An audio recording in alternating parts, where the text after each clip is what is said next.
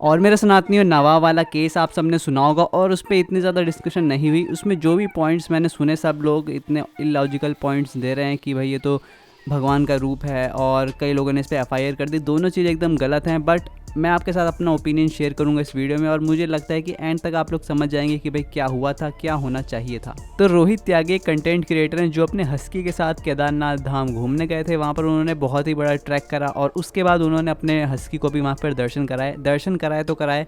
But वहाँ पर उन्होंने हस्की से नंदी महाराज को छुआया, और जब ऐसा हुआ तो कई लोगों की धार्मिक भावना आहत हो गई कि यार आप कैसे किसी जानवर को यहाँ पर ला सकते हो, ये ऐसा करना सही नहीं था, और उन पे एफआईआर भी कर दी। और इसकी वजह से ये मामला बहुत ही ज़्यादा आग पकड़ गया और ये वायरल हो गया। बहुत लोगों ने इस पर अपनी राय दी। और देखिए, भारत में सबसे बड़ी दिक्कत मुझे लगती है वो ये है कि हर कोई एक एक्सपर्ट की तरह बात करता है, चाहे उसे कुछ भी नॉलेज ना हो। इवन अगर एक क्रिकेट मैच भी इंडिया हारता है तो वहाँ भी लोग एक्सपर्ट बन जाते हैं। कोई छोटी सी घटना बड़ी हो जाती है तो उस पर भी लोग एक्सपर्ट बन जाते हैं, और यहाँ पर भी ऐसा ही हुआ। जिन लोगों को धर्म का थोड़ा सा भी ज्ञान नहीं है वो सब भी इस पे अपना ज्ञान देने लगे, और अपने अधूरे ज्ञान से इन लोगों ने सारी जो दिक्कत थी उसे और बढ़ा दिया। अब जो रोहित भैया हैं वो एक कंटेंट क्रिएटर हैं। कंटेंट क्रिएटर का माइंड कैसे काम करता है ये हम लोग बाहर से नहीं समझ सकते। वो पहले से ही फेमस थे। कई लोग कह रहे थे यार उन्होंने फेम पाने के लिए ऐसा करा है, बल्कि ऐसा नहीं है। उनके 4-5 साल पहले से उनका जो हस्की काफ़ी फेमस है। टिकटॉक वगैरह पे भी उसके काफ़ी बड़े बड़े अकाउंट्स थे। बट यहाँ पर ये बात आती है कि जो भी आज 1 मिलियन पे है वो जाना चाहता है 10 मिलियन पे, 10 मिलियन वाला जाना चाहता है 50 मिलियन पे। तो ये हम नहीं बोल सकते यार कि अगर कोई फेमस है तो वो और फेमस नहीं होना चाहता। बट जहाँ तक मैं उनकी वीडियोज़ देखी, मुझे लगता है किसी नॉर्मल हिंदू की तरह वो भी रिस्पेक्ट करते हैं अपने कल्चर की, और वो कई सारे मंदिर घूमने पहले जा चुके हैं।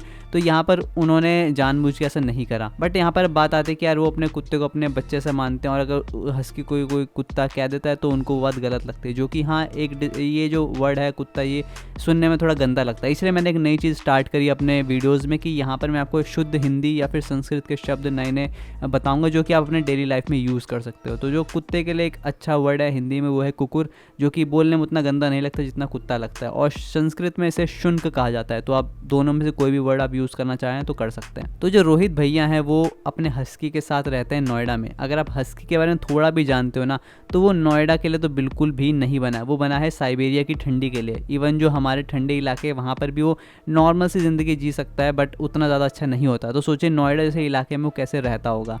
और वहीं रही बात, कुछ लोग कहेंगे कि यार वो एसी में रहता होगा। तो ये देखिए कि जो हस्की ब्रीड है वो एक वुल्फ टाइप की ब्रीड है। उसे दौड़ना भागना रिकमेंडेड है कि उसे करना चाहिए। ऐसा नहीं है कि अगर वो नहीं करेगा तो मर जाएगा, बट उसे करना चाहिए। और अगर उसने जन्म लिया है तो ये उसका एक तरह से राइट है। तो सोचिए वो नोएडा के अगर एक कमरे में उसे आप 24 घंटे एसी में रखोगे तो वो उसके लिए बिल्कुल भी अच्छा नहीं है। बट यहाँ पर हो सकता है कि यार रोहित भैया ने किसी वजह से लिया हो और वो उससे अटैच हो गए तो उनको वहाँ पर रखना पड़ रहा है। तो वो वाला हम इशू असाइड करते हैं। सेकंड ये है कि लोग कह रहे हैं कि जानवर जो भगवान का रूप होता है, जानवर कितने मासूम होते हैं, जो कि बिल्कुल गलत है। मंदिर का जो लॉजिक है वो पशु के लिए नहीं है। जैसे वो शुनक वहाँ पर गया, उसको मन से नहीं गया। ऐसा नहीं है कि उसका मन है कि हाँ भाई चलो भगवान के दर्शन करते हैं। हमारा जो मानव शरीर है वो हमको इतने जन्मों के बाद मिलता है, इसीलिए ताकि हम लोग अपने चॉइस से कहीं पर भी जा सके। पर जो शुनक है उसके पास ऐसी कोई चॉइस नहीं होती। वो अपने आप को उतना ज़्यादा साफ नहीं रख सकता यार। वो क्या, जो एक शुनक होता है वो खाने के बाद दांत साफ़ करता है क्या? वो अपने पंजे साफ़ कर सकता है? उसके पास ऐसी कोई चॉइस ही नहीं है कि वो ऐसा कर सके। तो वो हमारे जितना शुद्ध नहीं है।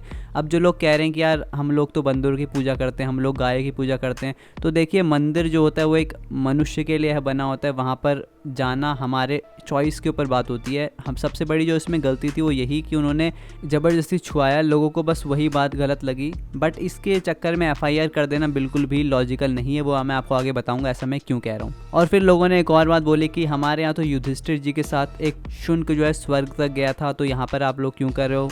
तो ऐसा बिल्कुल भी नहीं है। दोनों चीज़ों को आप कंपेयर नहीं कर सकते। वहाँ पर उनकी परीक्षा ली जानी थी कि युधिष्ठिर जी क्या करेंगे, क्या वो शुनक को छोड़ देंगे या फिर वो स्वर्ग में जाएंगे। तो दोनों को आप कंपेयर नहीं कर सकते। वो एक पर्वत था जहाँ पर वो जा रहे थे, ना कि कोई मंदिर एक ऐसी जगह होती है जहाँ पर स्वच्छता रहनी चाहिए, वहाँ पर मन भी स्वच्छ होना चाहिए। अब हमारे पास चॉइस है कि हम लोग नहा के जाएँ या फिर ना जाएँ, लेकिन एक शुनक के पास कभी भी कोई चॉइस नहीं होती। तो हम अगर गंदी तरह जाएंगे, बदबू वाले होंगे, तो हमको उसका पाप लगेगा।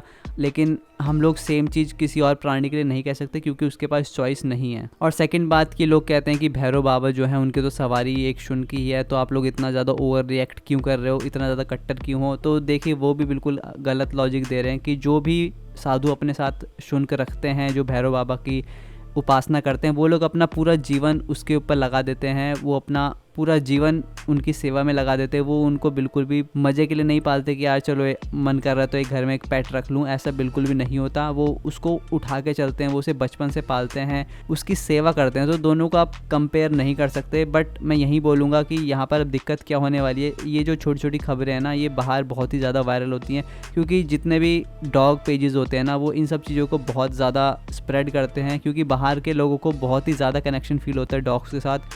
वो लोग अपने घर में लोग नहीं होते, बल्कि उनके पास उतने ज़्यादा कुत्ते होते हैं। तो इसकी वजह से ही हमारा जो बाहर इमेज होती है ना, इन सब चीज़ों से छोटी छोटी चीज़ें बहुत ही ज़्यादा ख़राब होती हैं। और जो ये हस्की वाले पेजेस होते हैं, इनकी ज़्यादातर जो ऑडियंस होती है बच्चे या यंग जनरेशन ही होती है, तो इनके मन में एक बहुत ही ज़्यादा नेगेटिव इमेज बन जाती है कि यार देखो ये कट्टरवादी हिंदू कैसी सोच वाले होते हैं, इतनी सी छोटी चीज़ नहीं झेल पाते। और होने क्या वाला है, इस FIR का कुछ भी रिजल्ट नहीं आएगा।